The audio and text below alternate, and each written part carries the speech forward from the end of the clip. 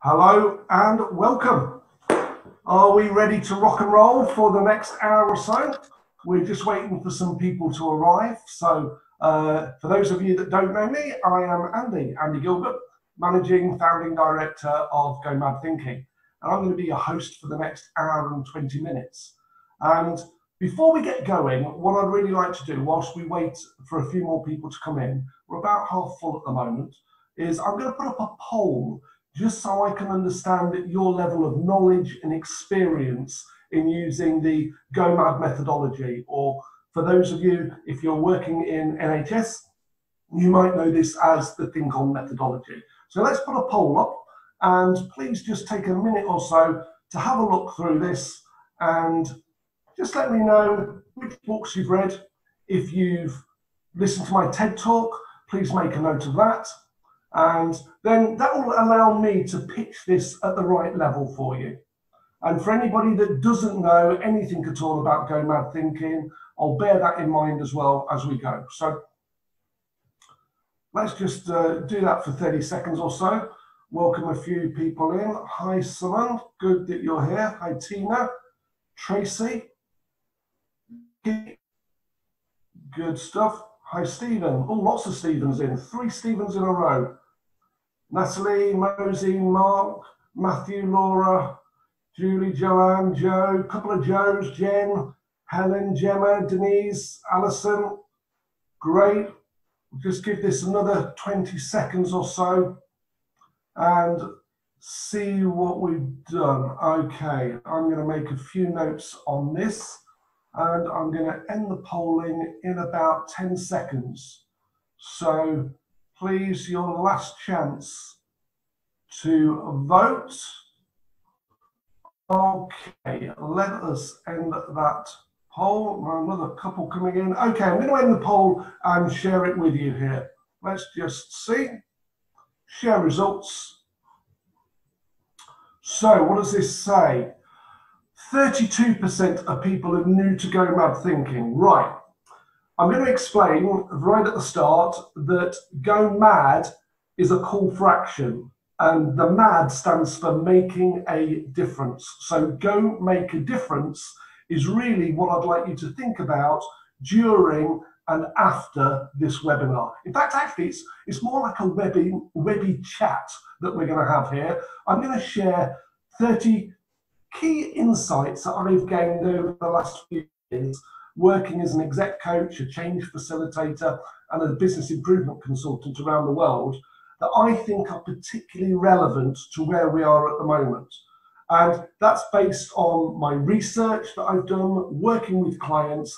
And for you, I'd really like you to go away thinking, I have had maybe 2 or 3 light bulb moments. That's moments of realization, maybe a moment of clarity, or a great idea that you can implement. That's what I call light bulb moments as a result of this webinar. So let's just go back to the poll. What else have we got here? A third of people have watched the TEDx talk. Great. I'm going to be touching on the results framework from that, but I'm not going to be going into it in depth. We'll come on to that a little bit later. 58% have read The Art of Making a Difference book. Fantastic. Great. Engaging in Power, 16%. Only 12% have read the book, the Change book, which is good because you're going to get a free gift at the end. This is about a 60, 65-page booklet that I wrote several years ago. I've updated it several times, but in here contains essentially the essentials of what I train managers to do about dealing with the people side of change and helping their teams through it. Okay, so I'm going to be drawing on a lot of that during this session, and you'll get a free copy at the end of it. I'm also going to be touching on the Engaging in Power, the Art of, which quite a lot of people are familiar with, the 4th book, Transforming Managers into Leaders, and the Coaching book. That's a popular one. 38% of people have read that. I even see that, just scrolling down here, 6% of people have read my children's book, Gilbert Filbert and his Big Mad Box. Okay, let's stop sharing those results and get into what we're going to be talking about. So this is the way that the program is designed basically. It's designed into three 20-minute sections. The first section, I'm going to be looking at 10 practical tips and key points to help you thrive through this interesting moment in history that we're experiencing. Following that, we'll have a little chat about those things, and then we'll move on to the second section, which is about revive. And again, 10 key points. We'll have a little chat about those, and you can vote for which you think are the most important. And then finally, the third section is going to be around really thriving. Okay, and that might be too early for you at the moment, but that's what we're going to focus on. Then we'll have 20 minutes of questions at the end. So remember, you're on the lookout for light bulb moments, practical things that you can apply. A few rules for this session. Anisha, my Make It Happen manager, is many miles away, living in her house at the moment. I'm here in head office all on my own today, and she will be interacting with you on the chat function. But the questions function is for me. And either during this, we'll pause 3 times, and at the end, I'm going to give you the opportunity to ask you any questions that you want about the work that we do, anything that we've covered in the webinar that can absolutely help you. So if you can post questions in the Q&A section, and if you want to chat to Manisha and need anything there, and when we get into the chat, 3 ways through this, 3 times through this, I'll have a chat with you there. Okay, so are we ready to go? Let's go and have our second poll. And this second poll, let me just get it up here, is about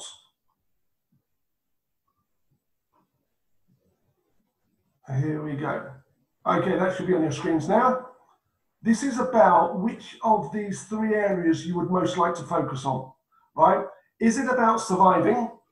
Is it about reviving? Or is it about thriving? Last week I was talking about this. I did the same webinar last week, and I invented this new word. I said survive, survival, revival, and thrival. So I'm owning that. If you hear me say it on this session, it's just a slip of the tongue. Right, let's have a look. End of polling. Thank you very much. Okay, there's just a couple more. Okay, let's end the poll. So survive, just 6%, revive, 18%, thrive. Oh, right, that surprised me actually. So since last week, thrive has become popular, so I will spend more time doing that. But 45% of the people on this webinar are saying they'd like me to do all of the above. Okay, so I'm going to spend slightly more time on the last one than the first 2. Okay, so let us move on and get it straight into this. Okay, so I'm going to cover 10 key points for you, and these 10 key points we will review at the end. The first one is something that I've discovered from my research. So background, cognitive psychology, did a massive study back in 1998, 1999, and really looked at the way that people think in order to go make a difference. And one of the key things, and this is point number 1 that I'd like to share with you, is this is about really realizing that our survival, right, the results that we want to achieve, is directly linked with the thinking that we do. So our thoughts turn into action. Those actions turn into results. So if we're thinking about, for example, failing to survive, or that survival is going to be really tough, we will act in accordance with those thoughts. Right, so that's the first key point, really. Notice the way that you're thinking, and I'm going to build on this with point 2. So point 2 is the first of 3 key models that we use when we're training people in this methodology.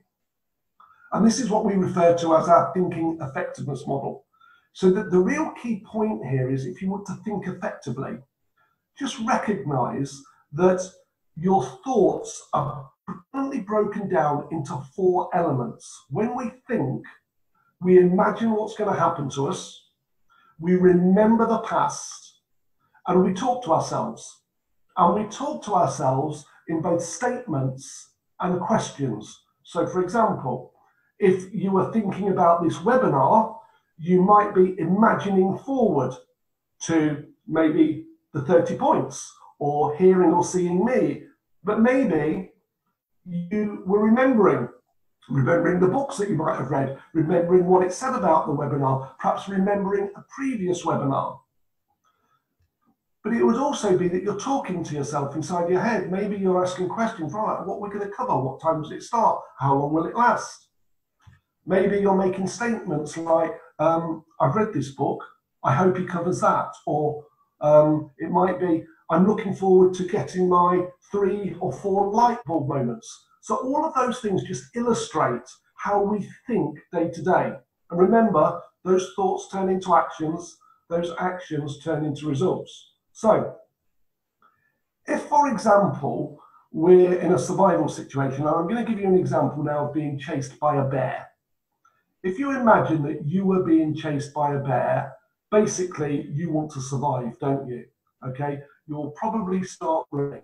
That reptilian part of the brain kicks in and it is fight or flight. So we're probably not going to fight the bear, so we're going to run from it, okay? And there's not a lot of thinking involved there, it is just do. But if in change, obviously we're not being chased by a bear, but for some people it might seem like that, we can just pause and create moments of thinking. It's the quality of what we imagine, what we remember, the quality of what we're saying to ourselves in our head, the questions that we're asking. And when we talk, when we're talking about ourselves, about other people, about the situation, if we can make those more predominantly helpful than hindering, we're going to stand a greater chance. So I use that phrase, helpful and hindering, because what we're really looking to do is to go from A to B. And we'll talk more about that later. So think effectively. Let's move on. Right. In order to survive, we need to sort out our basic survival needs. And if you recall, maybe 4 or 5 weeks ago, people were going crazy buying pasta and toilet rolls, right? Stocking up, right? Unnecessarily. They were doing this because their basic survival need was to survive. I need food in order to do that. In business terms, the main survival issue we've got to look for is cash. Got to manage the cash flow. Run out of cash, a business does not survive. So one of the questions that I was asked last week was, when do you know when to go from survival phase into the revive phase? And one of the key things is, A, you notice how you're thinking, and B, you notice the cash. Have you got enough cash for the next 3, 6, 9 months in order to survive? Okay. Let's go. Let's click on another one here.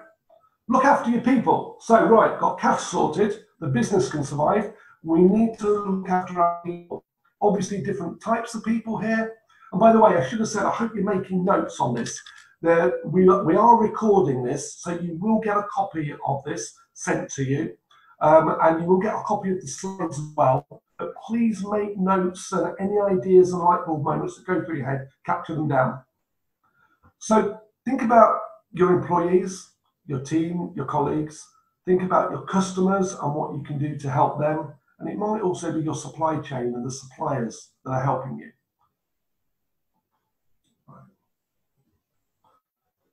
So, got the cash sorted, looking after others, you've got to look after yourself. Okay, a friend of mine, Paul McGee, uses a very nice analogy of you have to put the oxygen mask on first. These, by the way, are in no particular order, these 10 points. They're just insights for you. So when we're talking about looking after yourself, it might be about your physical health. It might be about, are you getting enough sleep? Eating enough food? Are you moving about? I mean, I don't know about you, but I can sit down quite a lot. So I'm just going to have a stretch. By the way, if you want to join me in having a stretch now, please do so, okay? Because we're going to be together for the next hour. So feel free to get up and have a stretch. But the other thing is about your mental health. And this is the link with your thinking, okay? So how well are you looking after yourself? And again, that mental health is caused by the things that go through your mind. So point 6 that I'd like to share with you is something that we call a Kickstarter. And this is an exercise that we use. I use it every day. You can use it in organizations, and I'll share with you what it is. So I've mentioned to you about helpful thinking and hindering thinking. And what we're going to do now is a very practical way. You can use this at the start of the day, you can use it at the start of a meeting, or you can use it whenever you have a problem or an issue. Here's how to do a daily Kickstarter. So, 4 points there. We're going to focus on each of those 4 areas of the thinking effectiveness model, right? And we're just going to ask ourselves, I'm going to imagine, what do I want to achieve today? So I woke up this morning. One of the things today was doing this webinar with you. So I wanted to imagine it going really well, but I also wanted to ask myself some really good questions about it. So what's the most helpful question that I could ask myself? Okay. And it was about preparing for this, making sure that all the logistics were right. Okay. But also, I want to remember some things. So I ran this webinar last week. I wanted to remember some critical things to include, some things to do differently. And finally, what's the most helpful statement that I could say to myself? Okay. And so I just did that in the morning, lying in bed, thinking about today. I use this at the start of meetings. We use this at the start of all our meetings within M.A.D as a business, with the team of 20 or so people that we have here. And when I'm working with executive teams, right, I will always start the meetings or the facilitation with a Kickstarter to get people in that helpful frame of mind. So remember, this is good survival stuff, making sure it's right in your head first. Right. Anybody want to hazard a guess? Place your bets in the chat box now. This was a gentleman who I first met in the year 2000. There's a few clues here if you look at the background, okay, and how he's dressed. He's an Arctic explorer. He's an explorer, and his name is Robert Swan. And Robert and I, in 2000, were traveling around the world doing a series of presentations for a large insurance company as part of a global change program. And I got to meet him and I interviewed him, and I recorded the interview. And the bit that I want to tell you about is something significant he shared with me. He told me how he was following in the footsteps of boyhood hero Scott of the Antarctic as he was walking to the South Pole. And he was 60 days away, 2 months away from reaching his goal, his destination. And the temperature had dropped to -72 degrees. Now, whether you're a male or a female, bits are about to drop off you because of frostbite here. The coldest I've been in is about -20 when I was skiing. But you imagine that. And he was walking unsupported, which meant that he didn't have any radio backup. So if things went wrong, he was on his own. And he was pulling behind him a sledge. And this sledge had 5 or 6 times his own body weight on it for his supplies. And it wasn't over flat snow, it was jagged clumps of ice, and he was pulling it. And, you know, he couldn't break a sweat, it was so cold. Every part of him was covered up. So I said to him, Robert, what did you do in order to survive? And this is what he said. He said, I counted. 1, 2, 3, 4, 5. I'm alive. 1, 2, 3, etc. That's how you walk to the South Pole and survive. Because what was he actually doing? He was influencing and controlling his mind, thinking effectively by thinking in statements, 1, 2, 3, 4, 5, and visualizing, imagining the future, which was 5 steps away. That prevented him from imagining all sorts of other stuff, from asking loads of unhelpful questions. So, big tip, right? Think and plan small steps. Now, you've heard in organizational change a number of times, it's good to have quick wins. So think about that. Quick wins are good because it gives you an instant memory, but also it gets one of the main neurotransmitters, dopamine, released in the anticipation of a win or achieving a goal. as well as when you achieve it. So it feels good. Right, here is a little exercise for you. Not to do now, it's just one of my greatest insights and a tip for you. It is how to turn a problem into a solution. So, remember, we're noticing the way that we think. If we notice that actually what's going through our thoughts are hindering statements like, I can't do this, this is going to be awful, we'll never survive, we'll never get through it.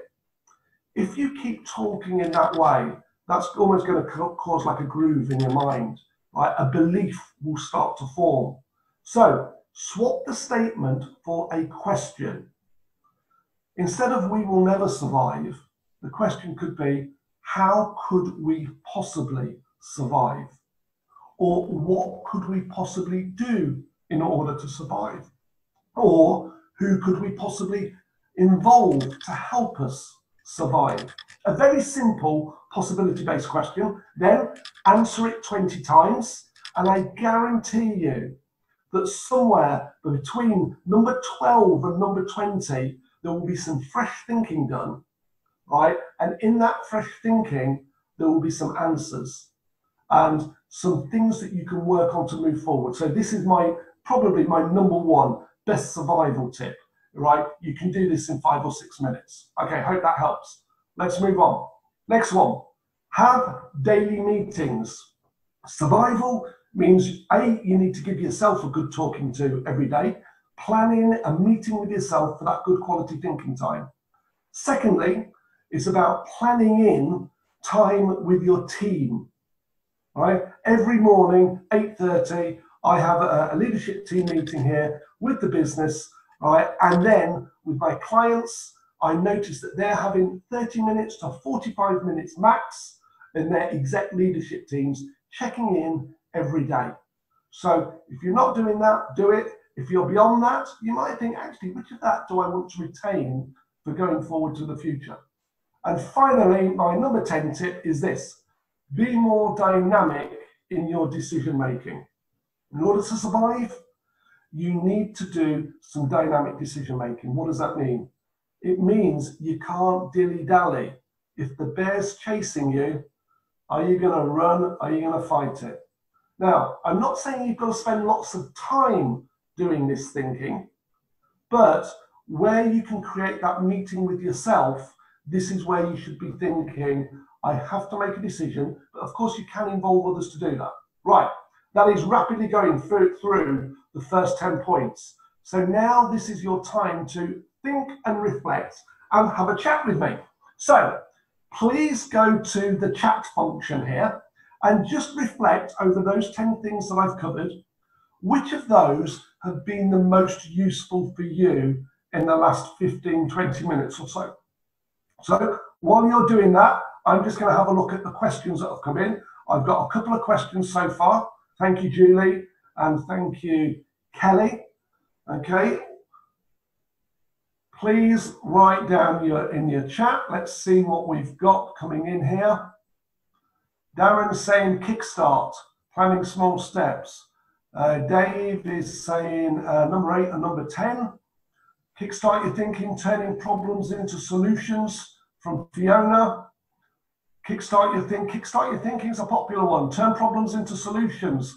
Yeah, Steve, yeah, I know you're trained on this. Summon, number 6 and number 8. Dynamic decision making. Okay, Alison, turning problems into solutions. Small wins. Okay, great. I'm getting the flavor of where you're at. Please, could you now go to question and answer? And if you've got any questions for me based on any of those 10 points, I'm happy to answer those, but I'll answer those after we've gone through the next 10 points. Okay, pens at the ready. Are you ready? Let us go. We are on to revive. Okay, so first tip here, okay, is something really practical, and it is to breathe life into fresh things. That is the tip that we're going to do. And the first thing we're going to do is we're going to take 5 and start with ourselves and our own breathing. Now, I don't know about you, but over the last 4 to 6 weeks, I've been listening and watching to so many different podcasts, learning all sorts of things. And there was one a couple of weeks ago that was talked about a breathing technique, and it's so practical that I'd really like to share it with you now. Right, so bit of interaction. Please put your hand in the air like this. And this is about breathing, and we're going to trace the outline of our hand.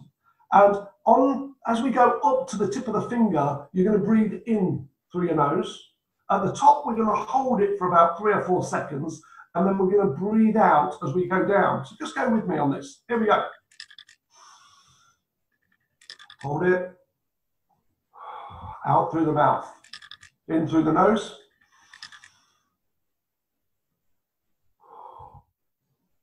In.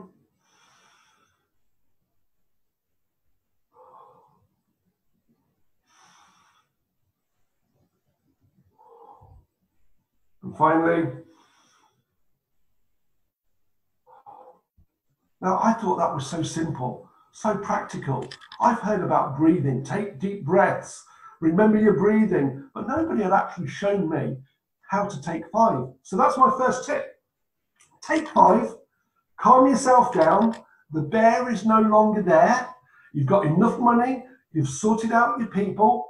Okay, right. And now we've got to really focus on what do we do to breathe life into reviving things. So, first tip, number 1, ask the right questions at the right time. And in Going Mad, we have a little mantra. We have many mantras, but this is one of our most popular ones. What's the right question at the right time for the right person? And that person can obviously be you, or it can be other people. So, in the revive stage, I'm really going to put the emphasis on designing, asking the right questions at the right time. And what I'd like to do is go through a whole series of little prompts for you to think about what the right questions might be.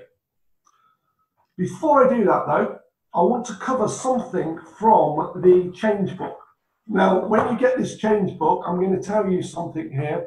If you go to page 60, I think it is, 61 and 62, there is a bullet point summary of everything that is in this book. It's only 60 pages, full of practical things. And one of the things that you'll see in there is something called the 3 I's. And when we're training managers about how to help their team make the psychological transition through change, and there's more about that transition word in the book, they have to do the 3 I's, and these are really practical. Okay. First is, in times of uncertainty, the only thing that will satisfy people is clarity and certainty.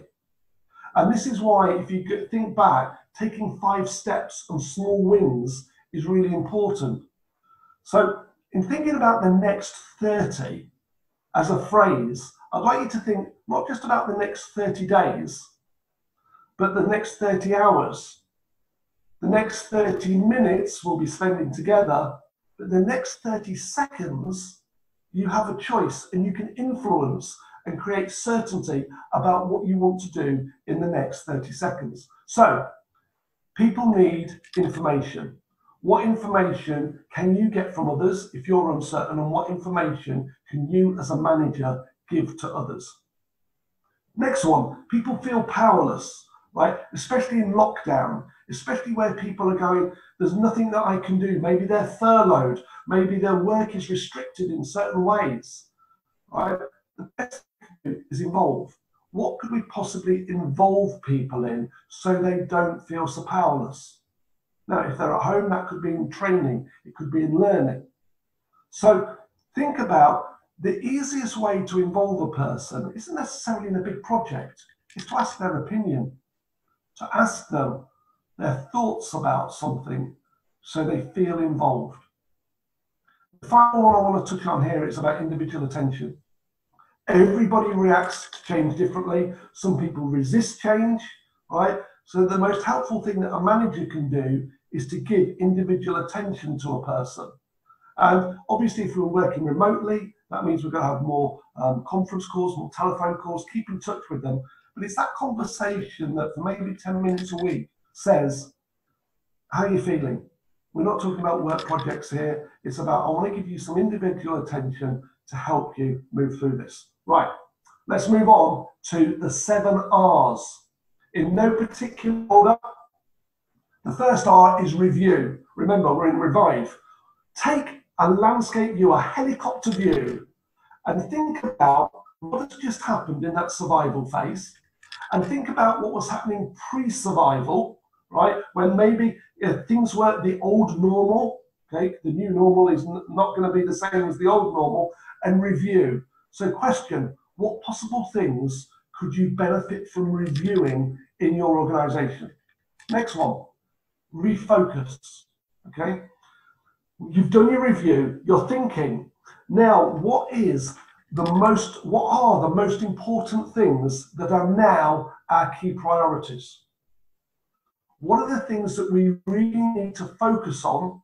Maybe some things that we parked, that we weren't working on during that survival, that we now need to kind of refocus or reopen.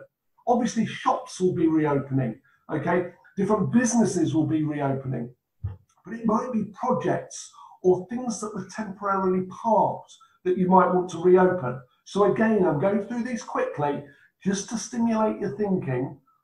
What might you possibly want to reopen? Another refresh. What possible things might we want to refresh? Oh, by the way, this is a real thing. One of our clients several years ago, manufacturing client, obviously, cleaning aerosol products. Here we go. This is what it actually looks like in reality. And you'll see that this is a hindering thought remover. Now, on the back, it says a number of things that this is good for. It removes uncertainty, blasts problems, zaps negativity. I don't know if you can read that at all, just there. It's a bit of fun, but actually it's a really good reminder that some things do need refreshing. I'm sure that a lot of offices, pubs, restaurants are going to open and they will have refreshed the environment here. But it's about what people need refreshing and reviving, okay? As well as maybe projects need refreshing. So next slide is retain. Now, when I asked Manisha to put the slides together for me for this webinar, I said, could you find me a picture, please, Manisha, of a wooden train set? And she said, is the title of the slide wrong? Should it say retrain? So, well, you know, that's maybe an 8th R, but what we're really looking for here is retain.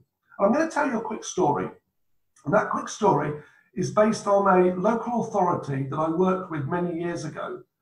And I heard that their library had burnt down. We were doing some work about managing change. Their library, their main central library, had burnt down.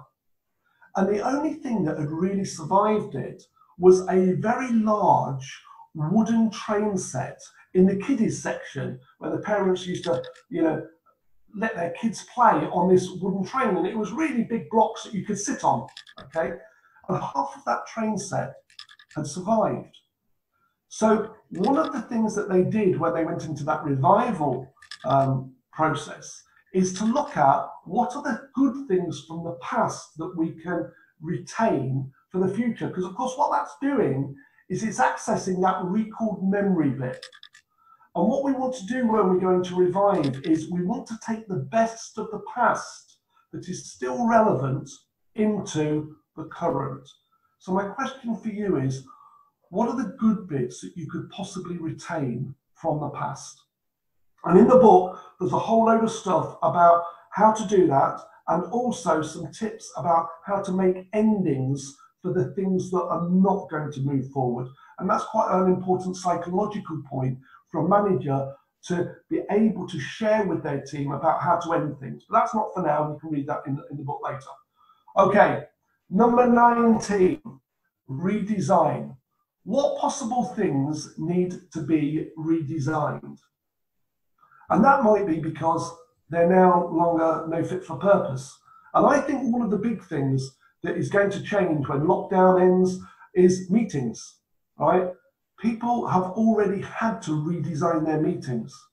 A lot of the work that we do is actually eliminating meetings from organizations, getting rid of them or making them a lot more effective. Improve or remove is the little mantra that we have there.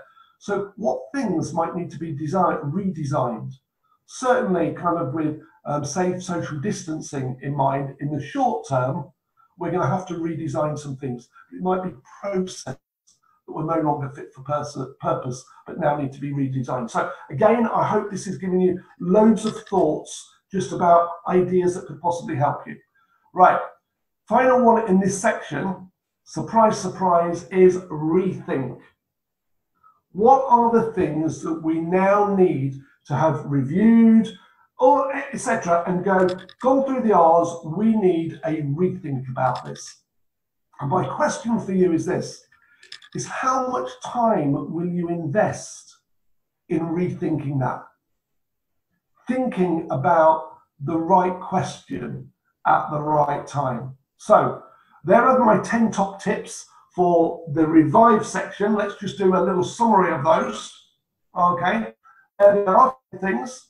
Just take your time, commit yourself, and in the chat function, please let me know which of those are the most important for you that you're taking away from this section. So just enter that 30 seconds. I'll have a little read through that. Okay. As we go, number 12, number 13. Okay. 19 and 20. Number 19, number 20, 19. 19 seems to be popular, redesigning. Okay, 20 with the rethinking, asking the right questions. Okay. 11, 14, and 19. Design, redesign, rethinking, refocus, retaining. Okay, so again, just capture those thoughts as we go down. And if you've got any questions, I've got 10 questions in so far that we're going to cover at the end. And we will look to get to all those. If I don't cover any questions, by the way, I will make sure that you get a personal response from either myself or one of the team to that. Right, let's get on to the third section. So we're now moving from that revival, all those 7 R's, and we are going to get into thrive all. Thrive, right, let us see. Okay, so if we're going to go into thrive, my top tip, well, my first one on this stage anyway, is plan the think. This is about thinking time. Go make a difference starts with go think, okay? How much time do you currently, or will you, when you're in that place, set aside on a regular basis, whether that's daily or weekly, to do good quality thinking time? Obviously, a lot of the skills that we train around our models and methodology here involve a lot of thinking. So when I ask people, normally middle managers or so, maybe senior managers, maybe junior, how much time they set aside for thinking, it varies greatly. With some people going, I haven't got time to think. You are not going to thrive unless you are doing and putting aside good quality thinking time. But of course, when I ask chief executives, would you allow your people to have, say, 1% of their working week as good quality thinking time, which in a 40-hour week is just 24 minutes? They all go, yeah, absolutely. As long as they're thinking about something that's valuable and they know what to do with their time with good quality thinking tools, that 1% thinking time is investment. So what could you do in that 24 minutes a week? You could do 4 6-minute exercises, maybe that 20 answers technique that we talked about earlier. You could go through a whole load of great questions. So, question for you, how much thinking time are you putting aside? Next one, think bigger, better, and bolder. So, one of the workshops that's very popular that I run is called exactly that, how to think bigger, better, and bolder. And I'll do a little sample exercise from one of those workshops now, just to give you a flavour of this. You can see in the picture there a couple of numbers. If I was to ask you, how would you raise £100 for charity? You'd probably know how to do that, wouldn't you? You'd probably say, well, I could do this, I could do that, I could do that. Easy.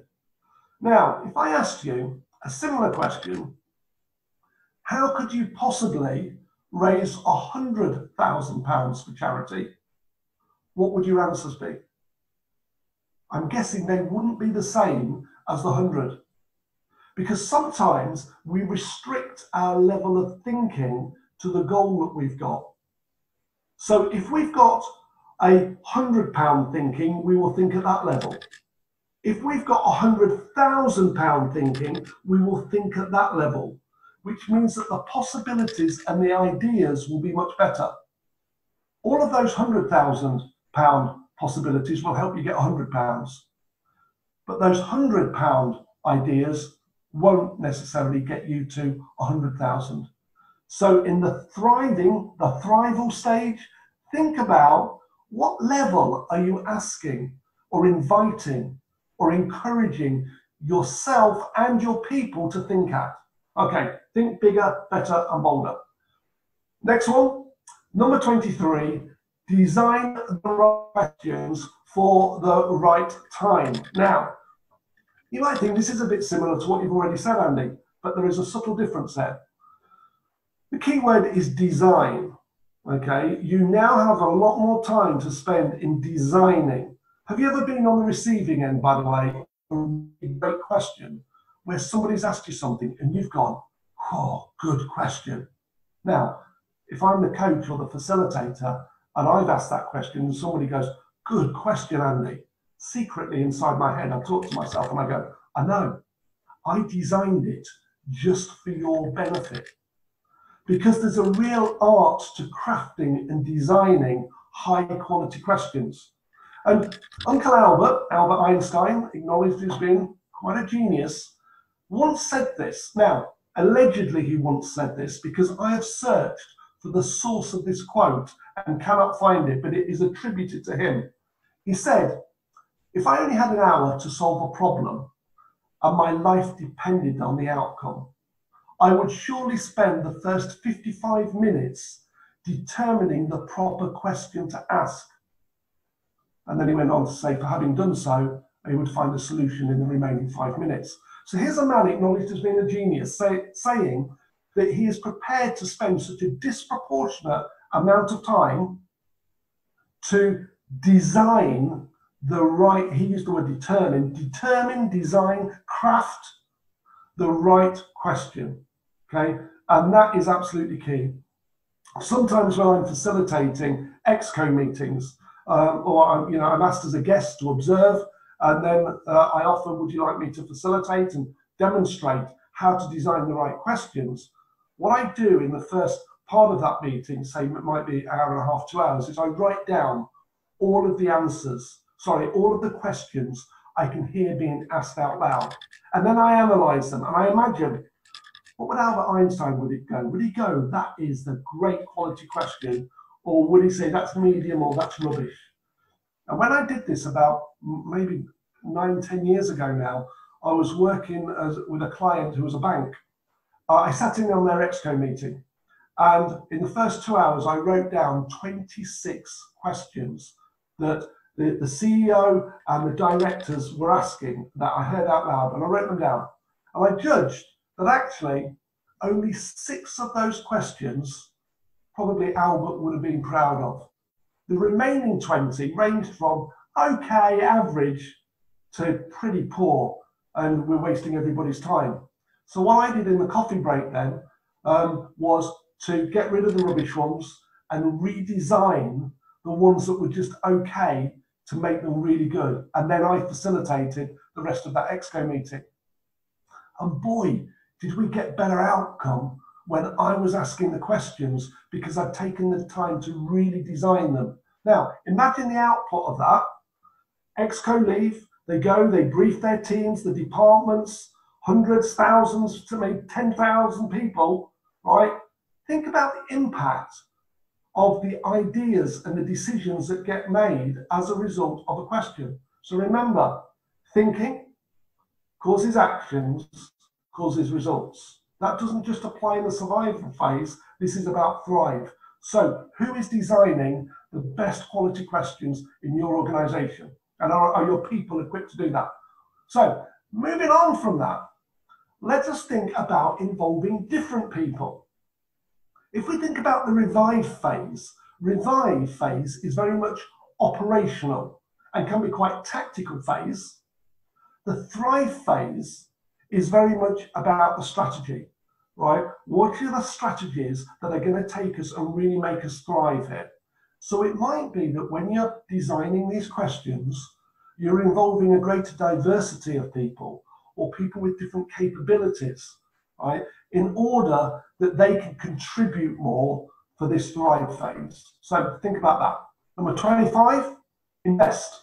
We've got the money sorted. We've gone through revive. We're in thrive. Now is the time to invest back in ourselves, in our team, and our whole organization. And that investment might be around infrastructure. It might be about training. It might be about a whole load of things. What is it that you really would benefit from investing in order to thrive? New ways of thinking, new ways of doing. Let's move on to number 26. 26 is about scaling up.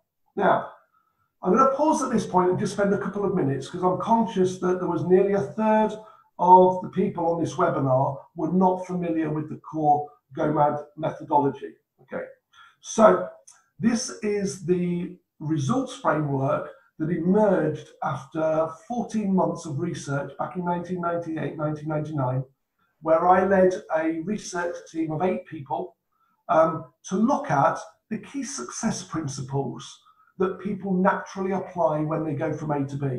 So if you imagine A is here and B is here, and we're on a journey to get there, what we really need to be thinking about is, right, what's my reason for even thinking about going on my journey, and is it strong enough?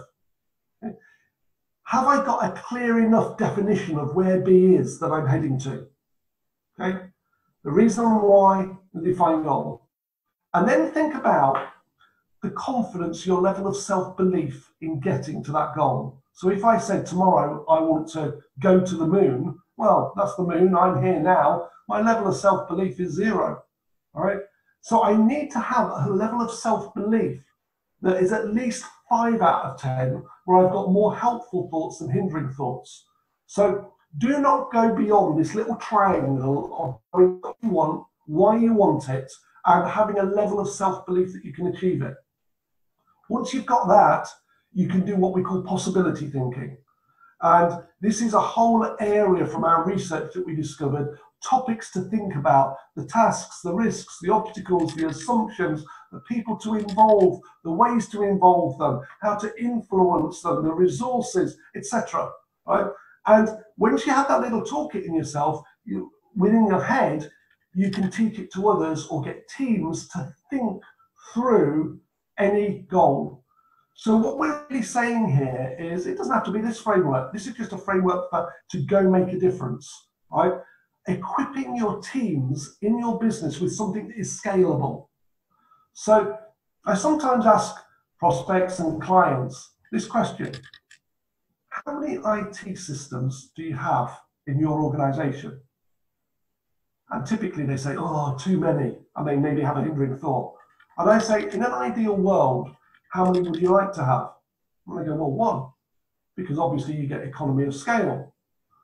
So I then say, in your organization, how many thinking systems do you have? Maybe a little bit of a puzzled look. And then they go, well, it's as many as we've got people, because all our people think. Well, how many of them have helpful thinking? How many of them have hindering thinking? What if you could have a shared language and a shared toolkit for both problem solving and working towards achieving goals? And essentially, that's what this framework is now being used for in about 40 countries around the world, is a scalable model to help people to think around those possibilities.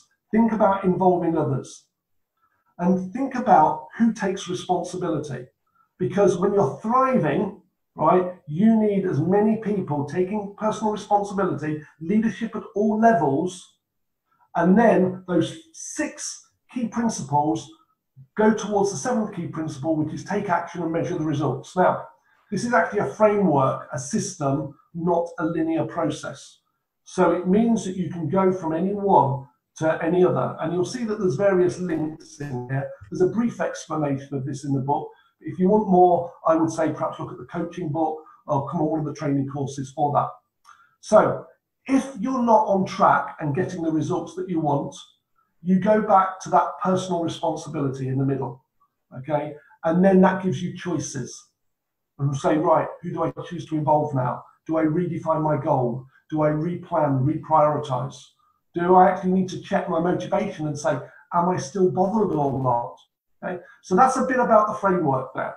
Okay, now when you put that together with the other framework, the thinking effectiveness framework, essentially you get a thinking system here. You have a set of tools and methodology that you can use the 4 things that you predominantly do in your head to think around. So for example, you can imagine future success, and you can imagine priorities, you can imagine possibilities, you can remember some things that might be key resources and people that could help you. You can ask questions around all of that framework, and that's what makes it a great coaching framework or just a problem-solving framework. Okay, so put the 2 together, and then you engage people and empower them to go make a difference. Okay, organizations that are attempting to do this by command and control are not going to thrive. Okay, it's about empowerment and engagement. So launch. How do you do it? You launch 30, 60, 90-day challenges. A lot of the time we spend in organizations is in doing what we call a results acceleration program, which is based around getting a group of 10 to 15 people accelerating results through 60 and 90-day challenges. One of the things that we're starting to do now is what we call the 30-day dash. The 30-day dash is a challenge to really make rapid progress in 30 days. So remember I said the next 30? The next 30 starts with the next 30 hours. The next 30 hours starts with the next 30 minutes, etc. Okay, so think about what improvement challenges you want and involve your people and engage them through that. All this is going to accelerate, okay? Revive is a more gradual slowing things. Thriving is accelerating. So what are the things that you want to accelerate in your team, in your organization, right, that is really going to help you go forward? Okay, think about accelerating in this stage. Finally, the last point that I want to raise to you, this is the 3rd model that we typically use when we're helping people to understand how they think, how others think, and this is really focused on the organization. As you see here, this is about alignment and checking. This derived from the original M.A.D results framework, the 7 key principles, and I use it very much as a diagnostic. So I'm going to run through this very quickly and just hope it triggers some thoughts for you here. Okay, let's start with leadership responsibility. And again, this is covered in greater depth in the book. Okay, leadership responsibility, do you know what that means? Is there a common set of ground rules in your business? If not, you might want to take action about that. Depending on the maturity of the team, you might want to do some assessments about weak links there and what you can do to improve and develop those. This is about alignment of clarity. To what extent do you have that clearly defined goal? And of course, throughout survival, revive and thrive, that goal and that vision could very well change dramatically. Okay, so to what extent are the senior team aligned to that? That's the what you want. But what about the why? The reason why? This is the organization reason why. Maybe your organization has had to pivot, right? Think differently, act differently in order to provide different services or resources or to cope with what's happening in this crazy world at the moment. So to what extent can your leaders accurately and succinctly in alignment, communicate the what, this is where we're going, and the why we are going there. Then I'll probably go to the organisation culture. So this is really thinking about those beliefs that exist in people's heads, collectively, how they manifest themselves in terms of behaviour. To what extent is that culture currently helping or hindering you on your journey from A to B and achieving your vision? If it's hindering, what's your responsibility as a leader? Well, it's to do something about the culture. Briefly, we could go into this another time, but culture, if you look at it, is the way things are done around here, is how it's commonly explained. But if you look at what causes it, basically you can pinpoint it down to two things. One of those is history. What's gone before, because of course that's in people's memories. They recall their memories, they believe that's the way we do things around here. You cannot change the history. But the second factor is the people with the most power and influence. And that's you. If you're in that leadership role, you're either going to reinforce the existing culture or you're going to be a catalyst for change and behave in a way that is appropriate for an organization that is thriving and going forward. Now, what about all your people? Well, that day-to-day stuff of possibility thinking, of planning and prioritizing, that's a management function day to day. To what extent are your managers equipped with the thinking skills to actually take action in line with the vision and where we're going? If not, your responsibility as a leader is to train, develop, run those improvement challenges with them. And finally, what about everybody in the organization, your people? That might include your supply chain as well. It might even include customers, patients. So think about how could you possibly engage your people, maybe a 30-day dash, 60, 90-day challenges, supported by their managers, asking great questions, designing the right question at the right time for their people. That's it, in a nutshell. Okay, that was a lot to get through. I did say it was going to be turbocharged and we would be moving at pace. So let's just review and reflect on those last 10 points, okay? So please have a chat with me in the chat box and let me know which ones are the most helpful for you, that are perhaps little light bulb moments, the things for you to focus on and maybe make a difference about as you go forward. And remember, it might not be right for you now. You might be in that survive or revive phase, but just hopefully this is just opening your mind to possibilities. Okay. Number 22 seems popular. Lots for number 22. Think bigger, better and bolder. Thank you, Julie, for writing it in big, bold initials there. Okay, Stephen, Julie, they're all saying 22. That seems to be a real popular one. The alignment, the checking. 26, 27, 28, 28, 28, 28. Lots of launching of improvement stuff there. So 22, 28, 30, seem to be the most popular ones there. And again, we're going to be moving into question and answer shortly.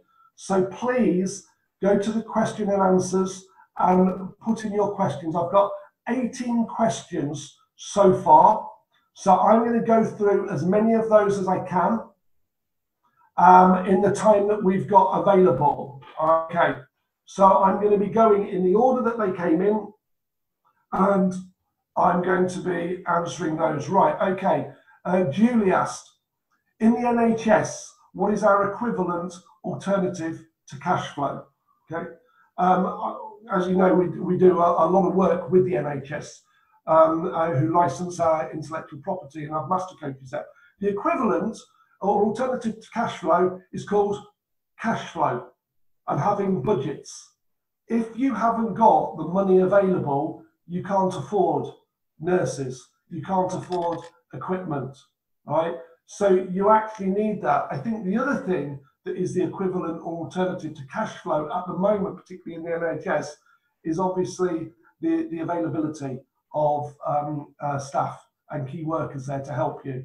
So what we've got to think, when I'm talking about survival in a business or organizational context, I'm talking about the absolute prerequisites that need to exist, because if you don't have them, the business will not survive.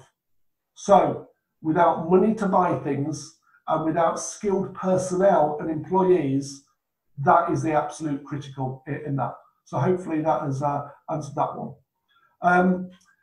From Kelly, what would be the most hindering thing preventing people to have effective survival periods? Okay. The most hindering thing, I believe, is self-talk. The way that people talk to themselves inside their head. Remember those 4 elements of the thinking effectiveness model, the way that we talk to ourselves in statements and questions. If a person is constantly talking themselves down, the situation down, others down, that will form beliefs. If you have those hindering beliefs, you will not survive. So that's my short answer to that one. Okay, next one. From John, interested in the format of daily check-ins. How do you keep them engaging and energized? Right. If I had my mobile phone switched on, I would show you. We're just testing an app at the moment with 65 people in 14 NHS trusts. We're going to be launching this on my birthday in a couple of weeks' time. And on there is a functionality called a Kickstarter. Remember we talked about the Kickstarter earlier?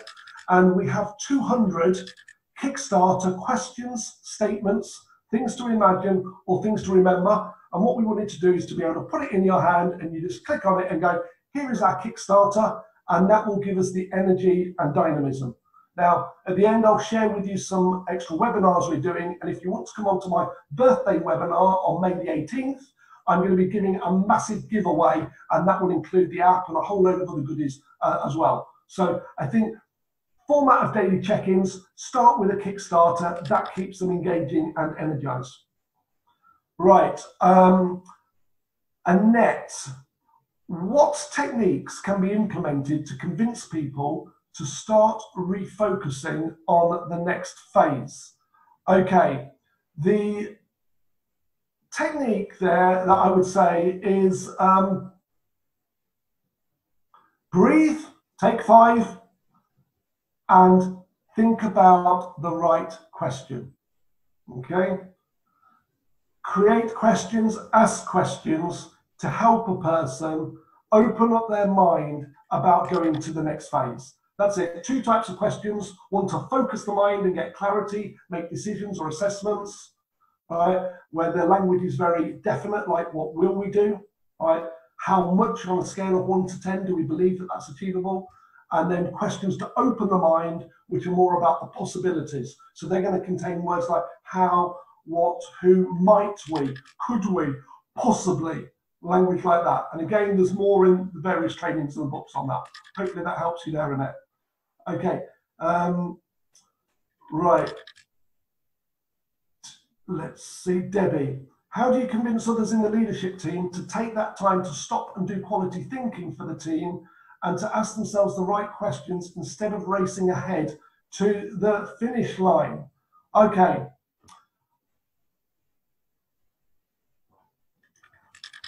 There's 2 answers going through my head here. One is to ask them better questions, but because this is situational to yourself, Debbie, the tip I would give you is to put a possibly in that question. So instead of how do you convince others in the leadership team, if you rephrased it as how could I or how could we, others in your business, possibly convince others in the leadership team to take the time to stop, and then you answered it 20 times, I guarantee you that somewhere between answer 12 and answer 20, you will have the right answer. Okay. Right, let's see what else we've got in here. Loads of questions, right. And this is from Darren. Andy, what are your top 3 from this super list of 30 actions? I'm going to answer, but I'm going to duck it as well. I'm ducking it by saying it depends which phase I'm in. Survival phase, right? It is going to be definitely about cash and people, right? Getting that sorted. If I'm in revive phase, it is definitely about reviewing the situation and getting the right questions. If I'm in the thrive phase, even moving revive into thrive, it's about saying, actually, I really want to kind of like have a shared system in my business, right? And make sure that everything is aligned and get people working on 30, 60, 90-day challenges. That's been proven to work so many times. So that's it. Okay, well, let's see how much time we got. Yeah, got time for more. Okay. Can we consider the four, this is from ITEL? ITEL's 11, I don't know, maybe that's a code name. Can we consider the four thinking components as included in the belief system? Okay. I might need to have another conversation with you about this, but the way that we think causes beliefs. If that is repeated, that element is repeated time and time again. So let's take these individually. A statement, I can make a statement about myself, I could make a statement about you, I could make a statement about others, or I could make a statement about the situation, whether it be the weather or whether it be about COVID-19 being locked down. If I keep repeating that statement, and it is a hindering statement or a helpful statement, and I keep that, eventually I will start to believe it, okay? I will start not just thinking it in my head, I will share it outwards, okay? So now if we think, and go back to your question, our beliefs are formed by repetitions. So it's either things we've heard, things we've done, things we've seen, or thoughts that we've had. And those thoughts may or may not be real. So for example, I happen to believe that my football team is a lot better than other people's football teams, but that actually is just a belief. And I've been indoctrinated by going to see them every game at home for the past 30 years or so. And therefore it's unlikely that I will change that belief, but I can if I want to, all right?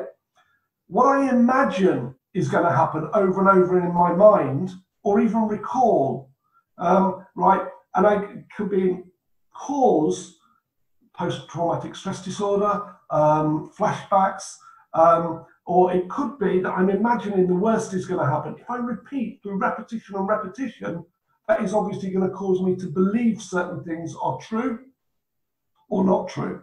So probably that's as much today. I'm going to do another webinar where we might go into this in a little bit more detail. I hope that helps you. What great techniques, this is from John, what great techniques have you learned from others about how to maintain self-belief? Okay, he reaches quickly for the Art of Making a Difference book, because I know in here there is a list of 20 things that I do. So if I can find those quickly, I'm going to read them to you. And here they are.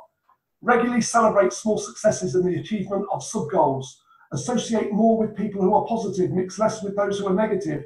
Identify and meet role models who have achieved what I want to achieve. Visualize my goals being successfully achieved. Persist in pursuing your goal. Develop and use positive self-talk statements. Avoid unhealthy comparison, etc. There's 20 of them in there, so have a look at that. Hopefully that helps. Right. Alessandro. Okay. I think I know you, Alessandro. I think you're in Switzerland. How can we possibly escape the recurring, it's going to be difficult under the circumstances, hindering refrain we're hearing over and over during COVID-19? Right. Two thoughts here. One is catch yourself saying it and consciously flip it to something more helpful. If you hear other people saying it, challenge them with a Kickstarter, right? So get them to say something different or rephrase that as from a hindering statement to a helpful question. So if it's going to be difficult under the circumstances, it's going to be difficult under the circumstances. I might say something like, so what could we possibly do to make it easier? How could we possibly help ourselves to move forward? Who could we possibly involve in helping us? So notice that I'm using possibility questions to open the mind. I can ask those to myself, or I can ask those to other people. That's, I think, the simplest one I've got for you there. Okay, let's go down and look at some other questions. From Des. Can this presentation be shared at work, and what is the best way to spread this thinking through an organisation quickly and effectively? Yes, it can be shared at work. We'll send you the slides, we'll share you the links as well. You might also want to share the TEDx talk. That's 17 minutes of me going through the Go Mad methodology on stage in front of about 500 people or so. That's a good one to share. The best way to spread it through an organisation is, as I mentioned in the Thrive, is get everybody to have that shared model and do it through 30, 60, 90-day challenges there. Hope that helps you there, Des. From David, could we have another webinar on culture change, please? Possibly. Yesterday, I was planning the next series of webinars. So next week, I'm going to be doing a couple of webinars on the 12th and the 14th, same time, on, I've titled it, The New Norm Will Require New Leadership Thinking. And what I'm going to cover there is 14 insights to stimulate you thinking about leading in the future. And I'm going to focus very much on 7 practical ways to think and act differently in times of rapid change. So that's next week. That's really about thinking that work is never going to return to where it's been before. So we'll go a little bit deeper onto a couple of the things I've mentioned this week, and there'll be some new stuff. The one on my birthday, May the 18th, I'm looking forward to, and we'll also repeat it on the 20th, is key essentials to living your purpose during difficult times. And that's really thinking about being purposeful as an organisation. I'm going to share some stories from my own personal life when I work with clients about helping them find and maintain their purpose. And then I'll be giving you access to the mobile app there with loads of goodies on that. So that's that. And then the ones at the end of the month are going to be around the whole concept of involving others and thinking bigger. And that's audacious collaborations, daring to think bigger. And myself and David, one of my senior thinking engineers here, are going to be sharing some case studies and giving you some really practical ways of how to think audaciously and implement. So that's what's on the agenda. I hope that answers that one there. Okay, I'm scrolling down. I'm conscious of time. I'm going to take 2 more. Thank you very much, Artie. It's been a great reminder and a refresher. You're absolutely welcome. Ebru, hi Ebru. How can we be informed of these webinars? We'll send you a note out with a reminder, but if you go onto our website, this morning they updated under the events section, there will be a list of those there, and you can register on those as well. Share it around, they're all free. This is part of us as a business here, living our purpose, which is about, you know, improving your world through better thinking. So hopefully it helps you here. Right. Dave, as a volunteer trustee from Multi Academy School, blah, blah, blah. I'll talk to you later about that one. I know who you are, and I'll give you some personal stuff around that. Done that. Final one then will go from Gabriella. Gabriella, could you possibly share any ideas on what helps you the most to get light bulb moments? And what routines have you adapted in your life to become more dynamic with your thinking? Right. The best book that I have never written is a pack of thinking cards. If you follow me on LinkedIn, and feel free to connect, you'll know that every week I pick a different card, and you'll see that everyone has a different question or an exercise on. So basically what I do is I always have my thinking cards within arm's reach. I might shuffle them, take a relevant one, which is your possibilities are most important in relation to your goal, and do a 1-minute think on. This is my light bulb moment toolkit. In here, there's a whole load of creativity questions as well. So that would be the one that I recommend. So just watch the LinkedIn videos. And again, I do a free 1 to 2 minute video every week on that. Hope that helps you, Gabriella. Right, That's all. If I haven't answered your question, I apologise, and I promise that you'll get a personal response to it. Let's move on quickly, okay? 30-day dash program, I mentioned that. This is brand new. We've developed it as online collaboration. And myself and a couple of members of the team are running these. And the next one I know starts on the 1st of June.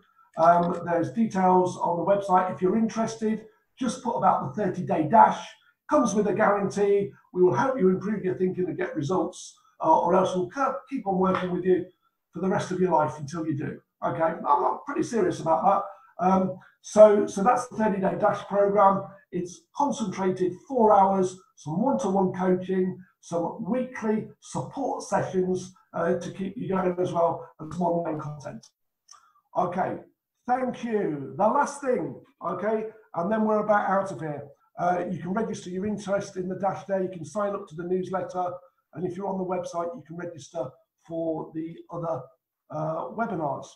Every webinar, there'll be offers, free gifts, etc. So feel free to join us. If you want to post more questions, you do. But 2 things before you go. Please could you go to the chat section, review your notes and say, actually, what light bulb moments have I had in the last hour and 15 minutes? What am I taking away that is most valuable for me? And just give me that feedback so I know that you have taken something away. That will be much appreciated. So just chat away and do that. I'll read a few of those out as we go. Okay, fabulous. Thank you very much. Kickstarters, great. Okay, 20 different solutions to a problem, Tracy. Yeah, great. To reconnect to learning more regularly from Deborah, energize your thinking. Glad that's helped you there. Okay, so keep those coming. Please chat to me about those. If you've got any final questions, please pop them on the questions and I will come back to you personally if I can't answer them now. That's great. Cash flow redesign. Light bulb moments for me are design the right questions from Darren, apply the 3 I's to leading change. Cash flow, taking the time out to think, questions to ask. Numbers 12 to 20 is the answer. Okay, Mike, okay.